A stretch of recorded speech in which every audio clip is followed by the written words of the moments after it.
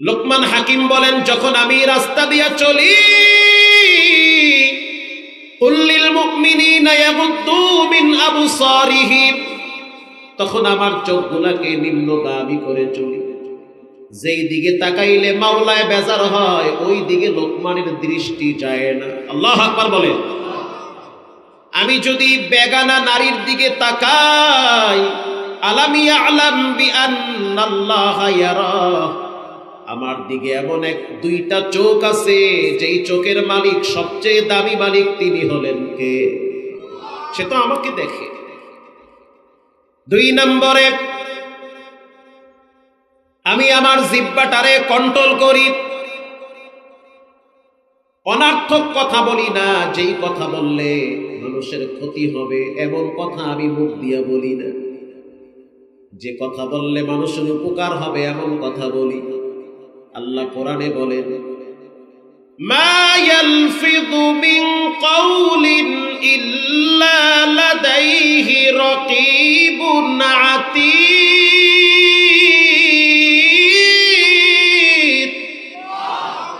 আল্লাহ বলেন, মুখ দিয়ে যে কথাটাই বের করো সেই কথা কিন্তু রেকর্ড হয়ে যায়। 3 নম্বরে, ইন্নী আখাফুল্লাহ, আমি যখন অন্ধকার রাতে নিজের ঘরে থাকি, তখন মনে করি আমার রব আমার সাথে আছে। আমি একজনকে সবচেয়ে বেশি ডরাই, তিনি হলেন কে? এই লোকমান হাকিম তার সন্তানকে নসিহত করেন, ইয়া বুনাইয়া লা তুশরিক বিল্লাহ, ও সন্তান, আল্লাহর সাথে কাউকে অংশীদারিত্ব করবা না, শিরিক কইরো না। সিজদা যদি দিতে মনে চায় একজনকে দাও, তিনি হলেন কে? মাজারওয়ালা, দুর্গাওয়ালা, দরগাওয়ালার কোনো পাওয়ার নাই, ক্ষমতা নাই, সব ক্ষমতার মালিক কে? সন্তান যদি চাইতে মনে চায়, সেটাও তুমি রবের কাছে চাও, কারণ পীর বাবা, খাজা বাবা, কেবলা খাবা কোনোদিন সন্তান দিতে পারে না। রব নিজেই বলেন, লিল্লাহি মুলকুস সামাওয়াতি ওয়াল আরদ ইয়াখলুকু মা ইয়াশাউ ইনাফাও ওয়া ইয়াহাবু লিমান ইয়াশাউ যুকুর আও ইউযাওয়িজুহুম যুকরানা ওয়া ইনাসা ওয়া ইয়াজআলু মান ইয়াশাউ আকীমা ইন্নাহু আলীমুন কাদির।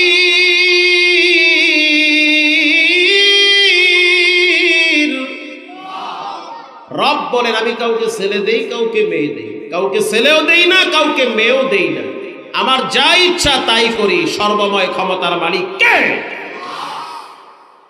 প্রিয় ভাইয়েরা আমার, সন্তানকে প্রথম নসিহত, শিরিক করবা না। বৃষ্টি আসতেছে বইল না, বরং বলবা বৃষ্টি আসতে পারে। আকাশটা মেঘাচ্ছন্ন হয়েছে, এমনও হয় মেঘ করছে মাগার বৃষ্টি নাই। মেঘ হয় এক জায়গায়, বৃষ্টি হয় আর এক জায়গায়। জানতে চাই বৃষ্টি দেওয়ার মালিক কে? শিরিক মস্ত বড় অপরাধ। সব গুনাহ আল্লাহ মাফ করবে, তবে শিরিকের গুনাহ আল্লাহ মাফ করবে না। বাইজিদ বুস্তামি রাহমাতুল্লাহি আলাইহি অনেক বড় বুজুর্গ মানুষ। ইন্তেকালের পর রব্বুল আলামিন বাইজিদকে দাঁড় করাইছে। বাইজিদ কি নিয়ে আসছে? বাইজিদের শাগরেদ আহমদ ইবনে আব্দুল্লাহ স্বপ্নে দেখতেছে বাইজিদ বুস্তামির চেহারাটা মলিন হয়ে আছে। প্রশ্ন করা হইল, মন কেন খারাপ? বলে, রব্বুল আলামিনের সামনে আমাকে দাঁড় করানো হয়েছিল।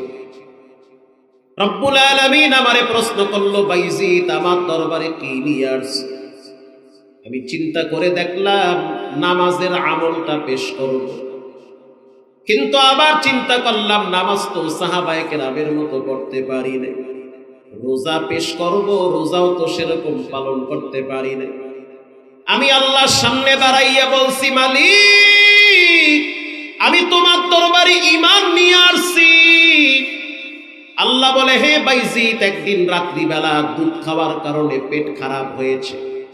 তখন তুমি বলেছিলা ঠান্ডা দুধ খাইছি বিদায় পেট খারাপ হয়ে গেছে। ও বাইজিদ, বিষ খাওয়ার পরেও তো আমি অনেক মানুষের মরণ দেই না, তো কেমনে বললা যে দুধ খাওয়ার কারণে পেট খারাপ হয়েছে?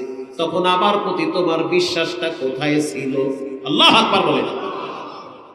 বাইজিদ বোস্তামি বলে, রব্বুল আলামিন, আজকে আমার উপায় নাই, আপনার ধরা বড় শক্ত ধরা। আল্লাহ বলে, বাইজিদ, ছোট্ট একটা আমল আমার কাছে জমা আছে, যেটার ব্যাপারে তোমারও খেয়াল নাই। অন্ধকার রাত, বাহিরে বৃষ্টি হইতেছে, সব মানুষ দরওয়াজা লাগায়া দিয়ে ঘুমায়। একটা ছোট্ট প্রাণী বিড়াল বৃষ্টিতে ভিজতে ভিজতে দুর্বল হয়ে গেছে। অনেকের দরওয়াজায় গিয়া মাথা দিয়ে আঘাত করেছে, কেউ দরজা খুলে নেয়। যখন তোমার দরওয়াজার সামনে দাঁড়াইলো, প্রাণীটার প্রতি তোমার বড় মায়া লাগছে, দরজা খুইলা দিছো বিড়ালের জন্য। ওই বিড়ালটা যখন তোমার ঘরে আশ্রয় নিল, তুমি তোমার গামছা দিয়া বিড়ালের শরীরের সব পানিগুলা মুইছা দিছো। এরপরে তুমি খাবার দেওয়ার পর তোমার দামি কম্বল আর খাতার পাশে ঘুম পাড়াইছো। বিড়াল আমার দরবারে দোয়া করছে, আল্লাহ, এই কষ্টের সময় সব দরওয়াজা বন্ধ, বাইজিদের দরওয়াজা খোলা। যেই দিন বাইজিদ মুসিবতে পড়বে, সেই দিন যেন তোমার রহমতের দরওয়াজা বাইজিদের জন্য যেন খোলা থাকে। আল্লাহু আকবার জোরে বলেন। আমল যদি ছোট হয় তারপরেও ছাড়তে নাই। ততে উসমানী দামাত বারকাতুহুম লেখেন, বিখ্যাত মুহাদ্দিস আব্দুর রহমান সুক্কারি রাহিমাহুল্লাহ হাদিস লিখতেছে, তৎকালীন সময় কালির ভিতরে কলম দিয়া তারপরে হাদিস লেখা লাগতো, দোয়াত কলম। বুঝতেছেন তো ভাই? যখন তিনি কলমটা কালির ভিতরে ভিজাইল, এক ফোঁটা কালি কলমের মাথায় লাগছে। যুবক ভাইয়েরা, কখনোই কোনো বোবা প্রাণীকে অনার্থক কষ্ট দিবা না, কারণ প্রাণীর দোয়া রবের কাছে কবুল হয়। প্রাণীর মালিক যিনি, তোমার মতো যুবকের মালিকও তিনি। রব চাইলে তোমারে মুহূর্তের ভিতরে প্রাণীর চেয়েও নিচে নামায়া দিতে পারে। সাবধান, প্রাণীর অভিশাপ নিবা না, প্রাণীর বরদোয়া নিবা না। পারলে আদর করো, না পারলে দূরে সরায়া দাও। যখন লিখতেছে, তাকায়া দেখলো একটা মাছি আইসা সেই কালির উপরে বইসা মাছি খাইতেছে কালি। কলমটা যদি লাড়া দিত তাহলে মাছিটা চইলা যাইতো। কলম লাড়ে নাই, চুপচাপ 1 মিনিট আটকায়া রাখছে। কলম লাড়া দিলি কিন্তু মাছি মাথার উপর থেকে চইলা যায়। সুক্কারি রাহিমাহুল্লাহ বলেন, মাছি, তুমি পান করতে থাকো, তোমার তৃষ্ণা নিবারণ করো, কারণ তুমি আল্লাহর ক্ষুদ্র একটা প্রাণী মাছি। ইন্তেকালের পর তার শাগরেদ স্বপ্নে দেখে, বিখ্যাত মুহাদ্দিস আব্দুর রহমান সুক্কারি স্মরণের চেহারে বসা আছে, পিছনে একজন দাঁড়ায়া সবুজ পাখা দিয়া বাতাস করতেছে। ও মুহাদ্দিস সাহেব, রব্বুল আলামিন কি ব্যবহার করেছে? সুক্কারি রহমাতুল্লাহি আলাইহি বলেন, বড় বড় আমলগুলোর প্রতি আমার রব তাকায় নাই। ওই যে একটা মাছিরে আমি কালি খাওয়ার জন্য সুযোগ করে দিছি, রব্বুল আলামিনের কাছে আমলটা পছন্দ হইছে। এজন্য আজ আল্লাহ তাআলা তার নিজ দয়ায় মাছির প্রতি মায়া করার কারণে আমাকে মাফ করে দিছে। কিন্তু মানুষের ভিতরে মানুষের দয়া মায়া নাই। এই সমাজে কুত্তা মরলে বিচার হয়, কিন্তু মানুষ হত্যার বিচার হয় না। প্রিয় ভাইয়েরা আমার, লোকমান হাকিম তার সন্তানকে নসিহত করলো, লা তুশরিক বিল্লাহ, আল্লাহর সাথে কাউকে শিরিক কইরো না। 2 নম্বরে, শিরিক মস্ত বড় অপরাধ, চূড়ান্ত পর্যায়ের জুলুম। আল্লাহর কাছে কথাগুলো বড় ভালো লাগছে। আল্লাহ ডাক দিয়া কয়, ও লোকমান, ওয়াসাইনাল ইনসানা বিওয়ালিদাই, বাবার সাথে সৎ ব্যবহার কইরো, মা বাবার সাথে খারাপ আচরণ কইরো না। একজন মানুষের সফলতার জন্য 2 জন মানুষ লাগে। একজন মানুষের সফলতার জন্য দুইজন ব্যক্তি লাগে, একজন হলো মা আর একজন হলো সহধর্মিণী স্ত্রী। মায়ের দোয়া যদি থাকে পৃথিবীর কেউ তাকে ঠেকাতে পারে না, স্ত্রীর সহযোগিতা থাকে অবশ্যই যুবকের গন্তব্য কেউ ঠেকাতে পারে না। মায়ের দোয়া, বিবির সহযোগিতা, হিসাব মিলায় দেখেন, মায়ের দোয়া, বিবির সহযোগিতা, দুইটার মিশ্রণে প্রত্যেকটা মানুষ সফলতার সিঁড়িতে পা রাখে। হাজারিবাগে আগুন লাগছে, ট্যানারিতে, চামড়ার ফ্যাক্টরিতে। একজন ব্যবসায়ী দাঁড়ায় দাঁড়ায় কাঁদতেছে আর বলতেছে, আল্লাহ, কোটি টাকার মাল চোখের সামনে আগুনে পুড়তেছে, ভিতরটা আমার জ্বলে যাচ্ছে। স্ত্রী বোরকা গায়ে দিয়া স্বামীর পাশে আইসা বলে, ও স্বামী আমার, করোনার টাইমে আপনি কয়েক কোটি টাকা লস খাইছেন, তারপরেও তো মালিক আবার আপনাকে ঘুরে দাঁড়াবার মতো শক্তি দিয়েছে। আর এখন যদি আপনার কয়েক কোটি টাকা আবার আগুনে পুড়ে যায়, মন খারাপ করবেন না, মাওলায় চাইলে এর চেয়ে আবার দ্বিগুণ সম্পদ বাড়ায়া দিবে। স্ত্রী যে তাকে সাপোর্ট করলো, তার মানসিক শক্তি বাড়ছে না ভাই? প্রত্যেকটা মানুষের সুখ শান্তির জন্য দুইজন ব্যক্তি লাগে, একজন মা আর একজন বিবি। রব্বুল আলামিন কোরআনুল কারীমে বলেন, পৃথিবীর মানুষ মা বাবার সাথে সৎ ব্যবহার করো। একজন সাহাবী নবীর কাছে গিয়ে বলল, ওগো আল্লাহর হাবিব, আইয়ুল আমালি আহাব্বু ইলাল্লাহ, আল্লাহর কাছে সবচেয়ে প্রিয় আমল কয়টা? নবীজি বলল, তিনটা। বলেন কয়টা? এক নম্বরে আসসালাতু আলা ওয়াক্তিহা, আল্লাহর কাছে সবচেয়ে প্রিয় আমল হলো টাইম মতো নামাজ পড়া। দুই নম্বরে সুম্মা বিররুল ওয়ালিদাইন, আব্বা আম্মার সাথে সৎ ব্যবহার করা। তিন নম্বরে আল জিহাদু ফি সাবিলিল্লাহ, আল্লাহর রাস্তায় জীবন দেওয়া।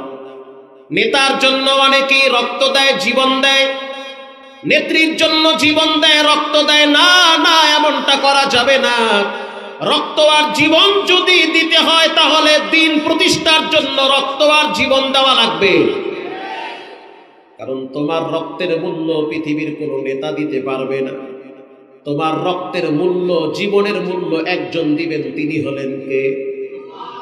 আল্লাহ কোরআনে বলেন, বাল আহইয়াউ ওয়ালাকিন লা তাশউরুন,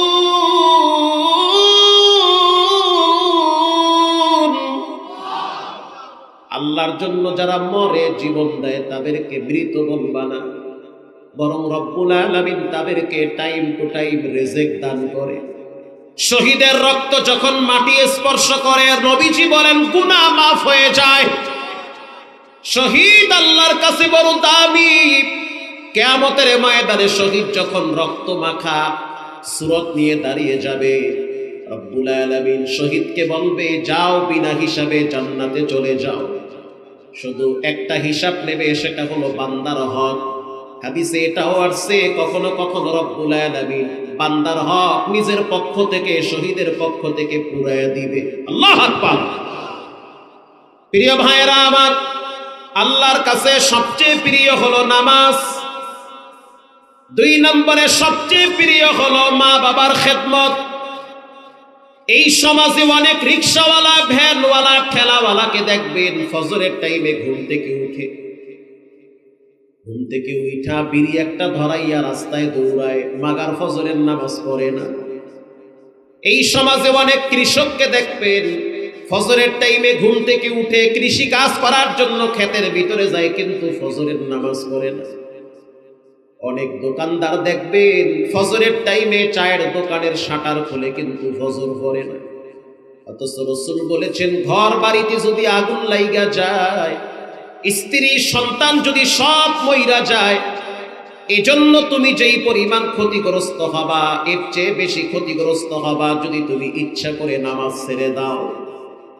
হে যুবক, যদি তুমি জিনা করো, তারপরেও বলবো নামাজ ছাড়া যাবে না। যদি তুমি হারাম খাও, তারপরেও নামাজ ছাইরো না। যদি তুমি মিথ্যা বলো, তারপরেও নামাজ ছাইরো না। এক সময় এমন হবে জেনা ব্যভিচার হারাম মিথ্যা তোমার জীবনে থাকবে না, নামাজটাই তোমার জীবনে থাকবে। এজন্য অনুরোধ করে বলি, পায়ে হাত দিয়া বলি, বর্তমান সময়ে মানুষ বেশি দিন বাঁচে